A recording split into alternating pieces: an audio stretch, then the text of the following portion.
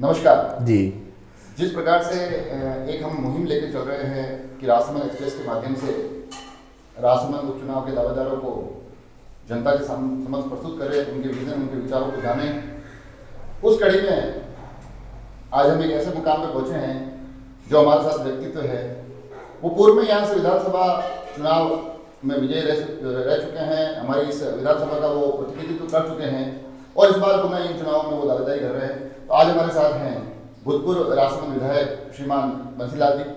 ऐसा बहुत बहुत स्वागत है आपका हमारे इस कार्यक्रम में। जी बहुत आपका भी स्वागत है साहब हमारे पधारने पर। इस कड़ी में मैं आपसे जानना चाहूँगा कि पूर्व में आप जैसे कि हमारे यहाँ से नेतृत्व कर चुके हैं, हमारा प्रतिनिधित्व कर चुके हैं, अभी ये पुनः जब उपचुनाव किरण जी माहेश्वरी के आकस्मिक निधन के बाद ये सीट रिक्त हुई है, आप पुनः एक बार अपनी दावेदारी कर रहे हैं। इस बार पुनः दावेदारी का मानस कैसे बना? क्या आपकी कल्पनाएं रही कि हाँ इस बार मेरे को वापस चुनावी समर में उतरना चाहिए? दावेदारी से के लिए मैं आपसे निवेदन करना चाहता हूँ कि मैंने दावेदारी नहीं की है और जितने भी हमारे मंत्रीगण आए, पर्यवेक्षक आए, उन सबको मैंने यही कहा कि भारतीय जनता पार्टी के नेतृत्व में कोई भी कार्यकर्ताओं को चयन किया जाए, हम उसके लिए जो संगठन जिसका तय कर लेगा, हम उनके लिए जी जान देकर, हम पूरा समय देकर, हम भारतीय जनता पार्टी के नेतृत्व में जो कमल का फूल लेके आएगा, हम उसको भरसक प्रयत्न करते आम जनता और मतदाताओं से निवेदन करते हुए जिताने की पूरी कोशिश करेंगे। ये हमारा हेतु था। पर जब क्षेत्र से जब फोन आते हैं कि आप भी दावेदारी करो, ये करो, कि भाई मैंने यही निवेदन किया कि संगठन का निर्णय शिरोधारी होता है और मैं दावेदार नहीं हूं, पर आपका जो फोन आ रहे हैं तो उन फोन के अनुसार यदि संगठन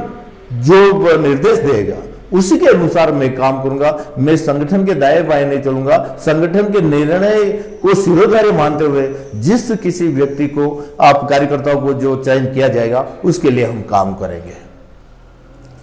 जैसा कि आप बता रहे हैं कि अगर पार्टी के दायरे में रहकर, संगठन के साथ रहकर चलने की आपकी मानसिकता है, मगर जो आपसे जुड़े हुए लोग हैं वो कहीं ना कहीं चाहते हैं एक बार पुनः आप इस चुनावी समर में आगे आए। तो आपको अभी ऐसा नहीं लगता है कि ये जो वर्तमान में हालांकि एक दुखद घटना रही कि किरण जी चले गए, तो उसका कहीं ना कहीं उसके बाद जो बाद की पूरी टीम थी उसके कंधों पर एक भारी जिम्मेदारी आ जाती है। और मुझे लगता है कि जो पंचायतों के चुनाव हुए, पंचायत समिति या जिला परिषद, उसमें वो जिम्मेदारी निभाने में सफल रहे, मगर कहीं ना कहीं नगर परिषद चुनाव में ये टीम इतनी अच्छे से काम नहीं कर पाई या परिणाम इतने पक्ष में नहीं आ पाए। पार्टी के कार्यकर्ताओं ने अपनी पूरी मेहनत की और जिस व्यक्ति को, जिस कार्यकर्ताओं को इस नगर परिषद में जो उम्मीदवार बनाया, पार्टी ने सोच समझकर ही बनाया है और सबके सामूहिक निर्णय से बनाया है। और मैं एक बात साफ कर दूं कि भारतीय जनता पार्टी का जनाधार नगर परिषद में का बराबर है और ऐसा नहीं कि हम इस प्रकार से 7 सीटों से हम हारे। 7 सीटें हमारी अंदर 10 से लेकर 49 वोटों से हम हारे हैं। तो अवश्य ही कार्यकर्ताओं ने मेहनत की है पर थोड़े वोटों से हम रह गए, वरना इस आंकड़ों को हम देखें तो हम भारतीय जनता पार्टी का हमारा जनाधार बराबर है, हम हारे नहीं हैं। भले इस तरह से हम नगर परिषद में हमारी संख्या कम रही हो, पर हम जनाधार के मुकाबले हम भारतीय जनता पार्टी के पक्ष में मतदाताओं ने अपना आशीर्वाद दिया है। जैसा कि आप जनाधार की बात कर रहे हैं, आप बता रहे हैं कि वोटों का अंतर, हार जीत अवश्य हुई मगर वोटों का अंतर इतना नहीं रहा है। जी हाँ। मगर अगर हम देखें तो नगर परिषद में जीत के बाद जिस प्रकार से कांग्रेस पार्टी की तरफ से घोषणाएं हुई हैं, जिस प्रकार के यहाँ आयोजन हुए हैं और उन आयोजनों और घोषणाओं के माध्यम से जनता को वापस एक बार और भी कांग्रेस की तरफ लुभाने की और उससे जोड़ने की जो कोशिश हुई है, तो आपको नहीं लगता है कहीं उसके कारण ये मतों का ये अंतर आगे उपचुनाव में और भी अधिक बढ़ जाए, या आपको लगता है कि भाजपा पुनः अपने पक्ष में अपने मतदाताओं को लेकर आ जाएगी? भाजपा अवश्य ही अपने मतदाताओं को भारतीय जनता पार्टी के पक्ष में लाएगी, क्योंकि इससे पूर्व में जब 98 से 98 से लेकर आज तक बीच में एक कांग्रेस का दौर आया था, वरना आज तक इस राजसमंद विधानसभा में भारतीय जनता पार्टी का उम्मीदवार ही जीता है। और आज तक जो भी पार्टी का जो जनाधार है, हमारा मतदाता जिस प्रकार भारतीय जनता पार्टी के पक्ष में आशीर्वाद देते आए हैं, वो आशीर्वाद बरकरार है। और हम आने वाले जो समय में भी, हम इस उपचुनाव में भी हम भारतीय जनता पार्टी के उम्मीदवार को भारी से भारी वोटों से हम जिताएंगे। और आने वाले 2023 के चुनाव में भी हमारी सरकार भारतीय जनता पार्टी की बनेगी और भारतीय जनता पार्टी के नेतृत्व में विधानसभा में हम परचम लहराएंगे। जैसे कि आप स्वयं पूर्व में यहाँ से विधायक रह चुके हैं, अगर अपने उन 5 सालों के कार्यकाल को देखें तो उसमें ऐसी क्या उल्लेखनीय उपलब्धियां है कि आप बताना चाहें कि मैं जब था तब मैंने ये काम किए थे, और कुछ काम जो मेरी कल्पनाओं में अभी भी है, और जब मेरे को अगर पुनः अवसर मिलता है तो मैं उन कामों को पूर्ण करना चाहूँगा, उन कामों की तरफ आगे बढ़ना चाहूँगा। जी जी जी जी 2003 से 8 के उस कार्यकाल में राजसमंद विधानसभा में मेरा यहाँ मतदाता पार्टी और मतदाताओं के अनुसार मेरे पर आशीर्वाद रहा। उस समय जिस प्रकार हमारी ये ऐतिहासिक झील है, राजसमंद झील एशिया की दूसरे नंबर की मीठे पानी की झील है, और ये एक हमारे इस क्षेत्र की जनता की एक लाइफ लाइन है। हम इस बारे में हमने जो खारी फीडर है, खारी फीडर में जो ननसमन से जो पर्याप्त पानी की आवक होती है, उस आवक के लिए हम खारी फीडर को चौड़ा करने के लिए हमने पूर्व में भी निवेदन किया था, और मेरे कार्यकाल में भी इस खारी फीडर के लिए सुदृढ़ीकरण के लिए हमने इसका वो निर्माण भी करवाया। पर उसमें पानी की आवक बढ़नी चाहिए, वो नहीं बढ़ी, क्योंकि उसका जो दीवारों को ऊंचा चढ़ाया गया था उसको चौड़ा नहीं किया गया। इसके बाद में हमने मांग रखी थी सरकार से कि इस खारी फीडर को चौड़ा किया जाए, ताकि ये राजसमंद झील हमारी पर्याप्त रूप से और हर समय लबालब रहे, इस क्षेत्र की जनता और किसानों को और पेयजल पानी के लिए पर्याप्त मात्रा में पानी हो, इस तरह का हमारा ये रहा था। और उसके बाद में मेरे कार्यकाल में आज देखेंगे आप ITI का निर्माण हुआ, पॉलिटेक्निक कॉलेज का निर्माण हुआ, यहाँ कपासन से लेकर कपासन तक का सुदृढ़ीकरण हुआ था, और कई तरह के क्षेत्र में, रेल मगरा क्षेत्र में कई विकास के काम हुए हैं। और हम जो मेरे समय में जो बाकी रह गए कि क्षेत्र में हमारे आम युवाओं को जो रोजगार देने के लिए, जो हमारे पास में जेके फैक्ट्री है और उसके अलावा कोई संसाधन नहीं है, तो इसमें हम यही चाहते हैं और वर्तमान सरकार से भी निवेदन करना चाहते हैं कि ज्यादा से ज्यादा जो बेरोजगार युवा हैं, हमारे आने वाली इस पीढ़ी को हम आर्थिक रूप से मजबूत करें। यहाँ कोई ऐसे कारखाने खुले जो युवा अपना रोजगार करके अपने जीवन को अच्छी तरह से बिता सके। इस क्रम में क्योंकि आप विधायक रह चुके हैं, गत 4 बार से लगातार यहाँ राजसमंद की जनता भाजपा के विधायक को जिताते आए हैं, मगर कई बार चर्चाओं में, खबरों में, एक सुर्खियों में एक चीज निकल जाती है कि जब आंदोलन होता है नाथद्वारा और राजसमंद का, तो सीपी साहब के नाम के साथ एक चीज जोड़ी जाती है कि जैसे भागीरथी परियोजना हो गई, या जो केंद्रीय मंत्री थे तो जिन्होंने दोनों हाईवे का जो काम करवाया, तो कहीं ना कहीं एक टीस लगती है कि राजसमंद में कोई मील का पत्थर या कोई बहुत बड़ा उल्लेखनीय कार्य नहीं हो सका। तो अगर आपको मौका मिलता तो ऐसी कोई कार्य योजना, ऐसी कोई आपके विचारों में संकल्पना है कि हाँ, अब की बार अगर मुझे मौका मिलेगा तो राजसमंद की जनता की एक टीस में खत्म करने की कोशिश करूंगा?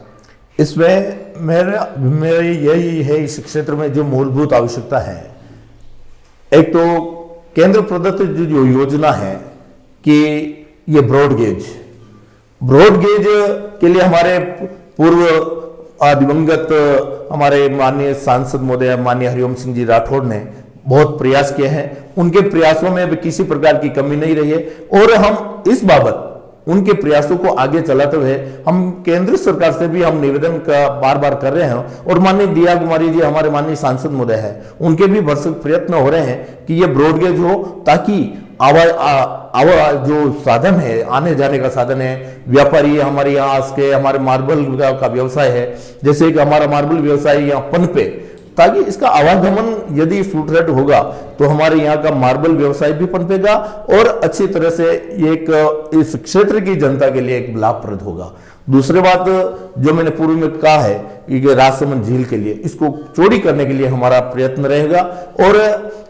जो कोई भी हमारा भारतीय जनता पार्टी का जो भी उम्मीदवार यहाँ जीतेगा ही, और भले कोई भी हो उनसे भी हम निवेदन करेंगे, सरकार हमारी बनेगी उनसे भी निवेदन करेंगे कि यहाँ के क्षेत्र के लिए जो मूलभूत आवश्यकता है, एक तो युवाओं को बेरोजगार लोगों को रोजगार देने के लिए, एक किसानों के लिए जो खारी फीडर का चौड़ा होना बहुत नितांत आवश्यक है। दूसरा ये ब्रॉडगेज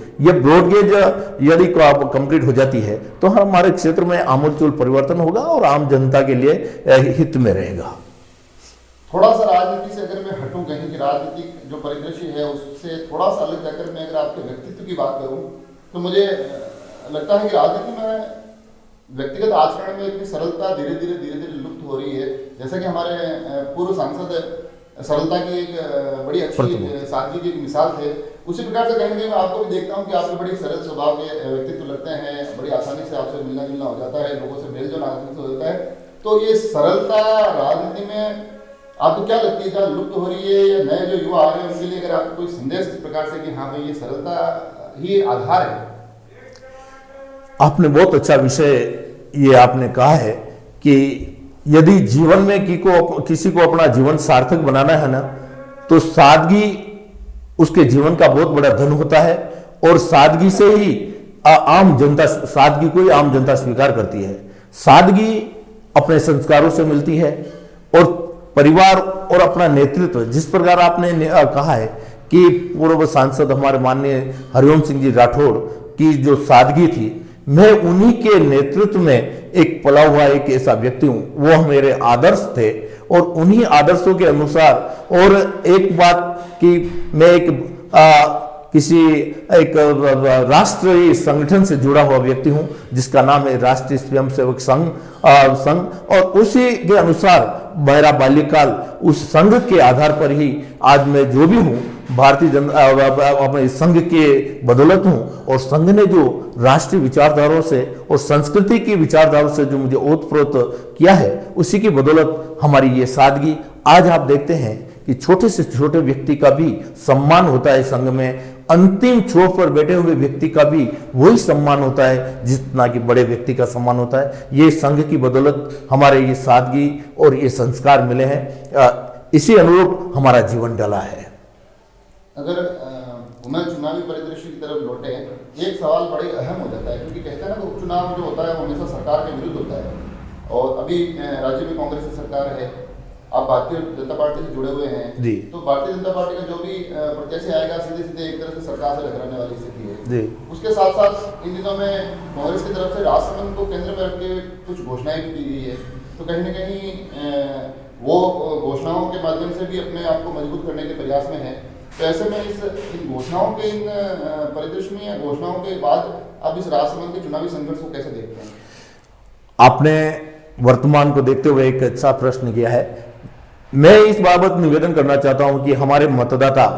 इतने समझ चुके हैं कि जो लुभावनी घोषणाएं होती है और घोषणाएं रह जाती है, और मतदाता उसके भाव को समझता है कि आपने बहुत बड़ी घोषणाएं तो की, उसके पीछे आपका बजट क्या है, आपकी और जो धन है जो खर्च करने वाले वो खर्च करने के लिए तो आपने बता दिया, क्योंकि आने वाले उपचुनाव में आपको ये सीधा सीधा लाभ दिख रहा है कि हम घोषणाएं करके आम मतदाताओं को लुभा देंगे। क्षेत्र के मतदाता इतने ईश्वर कृपा से इतने अच्छे समझदार हो गए हैं कि घोषणाओं से ये घोषणा करने से कभी ललचाएंगे नहीं। भारतीय जनता पार्टी का विचारवान कार्यकर्ता और मतदाता कभी कितनी भी घोषणा कर दो, वो भारतीय जनता पार्टी के पक्ष में ही मतदान करेगा, और आने वाले समय में मैं आपको दावे से कह सकता हूं कि भारतीय जनता पार्टी का उम्मीदवार उस चुनाव में भारी से भारी मतों से जीतेगा, क्योंकि मतदाता बस समझ चुके हैं। कितना भी ललचा दो, क्योंकि शिक्षित मतदाता है हमारे, और उन शिक्षित मतदाता आकलन करते हैं, उसके पीछे आप घोषणा तो कर रहे हो पर बजट में आपके पास आवक क्या है। हम उधार का घी पी के हम मजबूत नहीं हो सकते हैं, और इसमें जो वैधानिक तरीका, जिस प्रकार के विधानसभा में आप बजट ला रहे हो, उस बजट में आपकी आवक क्या है और आप खर्च कर रहे हो, और कितना ही राजकोषीय घाटा बताया गया है, और राजकोषीय घाटा दिनों दिन बढ़ता जा रहा है। हम क्यों ना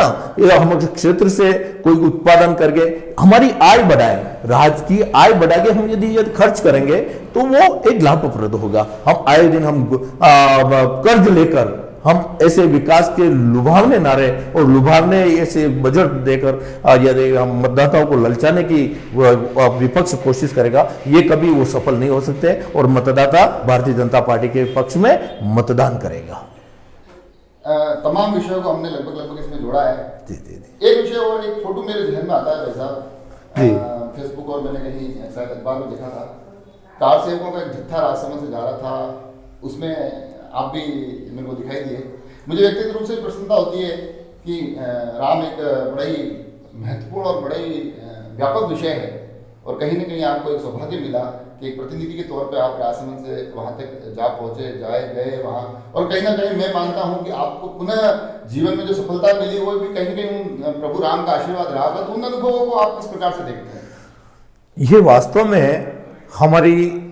जो धार्मिक परंपरा है, हमारी पद्धति है, धार्मिक पद्धति, वास्तव में जिस प्रकार 6 दिसंबर 1992 को जब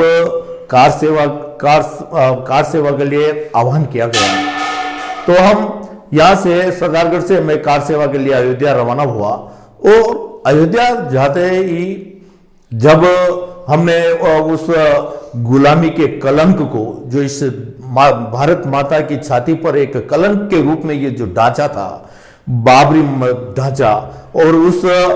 बाबर के सेनापति मीर कासिम ने वो ढांचा बनाया और हिंदू संस्कृति को छिन्न भिन्न करने के लिए जो ढांचा बनाया, उसमें हिंदू समाज का एक बहुत जोरदार आक्रोश था कि ये कलंक हमारी इस देवधरा से मिटे, और कार सेवकों ने 4.5 घंटों में उस ढांचे को ढा दिया और उसमें मैं भी सम्मिलित था। मुझे गर्व है कि मैं एक ऐसे ईश्वरीय कार्य में मैं वहां सम्मिलित रहा कि हिंदुस्तान की धरती पर, देवधरा पर जो कलंक के रूप में जो खड़ा था, उस कलंक को मिटाने में मेरा भी सौभाग्य रहा और प्रभु श्री रामलला की मूर्ति को एक विमान के रूप में ले जाकर चौथा कंधा एक ऐसे सौभाग्यशाली व्यक्ति का रहा है, जो कि मैं अपने आप में बहुत सौभाग्यशाली हूं। उसके चलते वापस घर पे आए। और देखो, एक ईश्वरीय व्यवस्था होती है राजनीति क्षेत्र में और धार्मिक क्षेत्र में, आध्यात्मिक क्षेत्र में। जब हमारे पास हमारे आशीर्वाद के रूप में प्रभु मर्यादा पुरुषोत्तम प्रभु श्री राम का जो आशीर्वाद था, वो एक प्रमाणित होता है कि 1995 में जब पंचायत राज के चुनाव होते हैं, और पंचायत राज के चुनाव में मुझे एक प्रमाणिकता के तौर पर उस चुनाव में तीर कमान मुझे निशान मिलता है, तो मैं कहीं सोचता हूं ये एक प्रमाणिकता के तौर पर प्रभु श्री राम ने मुझे आशीर्वाद के रूप में तीर कमान का चिन्ह देकर मुझे राजनीति में प्रवेश किया और राजनीति में स्वच्छता लाने के लिए हमें भेजा गया। और 1995 से 2000 तक सरपंच रहा। उस 2000 के उस कार्यकाल में, 1995 से 2000 कार्यकाल में गौरक्षा का एक बहुत बड़ा आंदोलन हुआ। हमारे क्षेत्र से अहमदाबाद के कत्ल खानों से जो लोग यहाँ आते थे और डबल स्तर पर ट्रकों में गायें भर के ले जाकर कत्ल खानों में ले जाते थे, और उन कत्ल खानों में ले जाते हुए गाड़ियों को रोकना, 200 कार्यकर्ता हमारे क्षेत्र के इतने सजग कार्यकर्ता थे, उन कार्यकर्ताओं के साथ में उन गाड़ियों को पकड़ना और पकड़कर थाने में ले जाना, थाने में ले जाकर वापस गौशाला में गायों को छोड़ना, ये एक ईश्वरीय कार्य हमें मिला। उसके अनुरूप गौरक्षा का आंदोलन चलता रहा। चलते चलते जब इस अपने अमरनाथ की यात्रा हुई, अमरनाथ की यात्रा में आतंकवादियों ने चुनौती दी थी कि कोई भी हिंदू वहां अमरनाथ यात्रा नहीं कर सकता, और उन्होंने धमकी दी थी कि हम नहीं आने देंगे। और बजरंग दल विश्व हिंदू परिषद ने आह्वान किया है कि हम उस आतंकवाद का भी मुकाबला करने के लिए, प्रभु श्री महादेव के दर्शन करने के लिए अमरनाथ यात्रा जरूर करेंगे। और हम गए, और ईश्वर कृपा से हमें जम्मू कश्मीर में हमें ठहरने का अवसर मिला। और वापस आए, सकुशल आए। और आज हम आपके सामने निवेदन करना चाहते हैं कि उसी अनुरूप आते आते ये सब हिंदू जागरण मंच, बजरंग दल, विश्व हिंदू परिषद, गौरक्षा के आंदोलन, स्वदेशी जागरण मंच, और ये कहीं मुझे काम करने का अवसर मिला तो मैं अपना आप का सौभाग्य समझता हूं कि मैंने किसी के ऊपर एहसान नहीं किया। मेरा जो फर्ज था एक हिंदू के नाते कि वो मैंने मेरा फर्ज पूरा किया, और मैंने इस जन्म लिया है तो उस जन्म को हम सार्थक करें। ये मानव जीवन मिला है, हमारी भारतीय संस्कृति को हमेशा आगे रखें और इस भारत माता को परम वैभव पर पहुंचाने के लिए कृत संकल्पित हमारा जीवन पूरा, मैं अपने आप में कह सकता हूं कि मेरा सर्वस्व जीवन इस भारत माता की सेवा में लगे। हमारी संस्कृति को बचाने के लिए हम तैयार रहें। आज आप देखते हैं कितनी आतताई इस देवभूमि धरा पर आए, हमारी संस्कृति को नष्ट करने के लिए आए, पर ये एक अमिट संस्कृति, हिंदुस्तान की संस्कृति कभी मिट नहीं पाई। बाबर आया, कई अंग्रेज आए, इसी प्रकार हमारी संस्कृति को मिटाने के उन्होंने बहुत अपनी कोशिश की, पर भारतीय संस्कृति हमेशा विश्व में अमिट है। और विदेशों से आकर शांति प्राप्त करने के लिए हिंदुस्तान की धरा पर आ रहे हैं, तो हमारी भारतीय संस्कृति विश्व में एक ऐसे आयाम स्थापित कर रही है। जिस प्रकार हमारा योग, आज भारतीय संस्कृति में योग का बहुत बड़ा स्थान होता है, और ईश्वर कृपा से हमारे इस हिंदुस्तान के एक प्रधान सेवक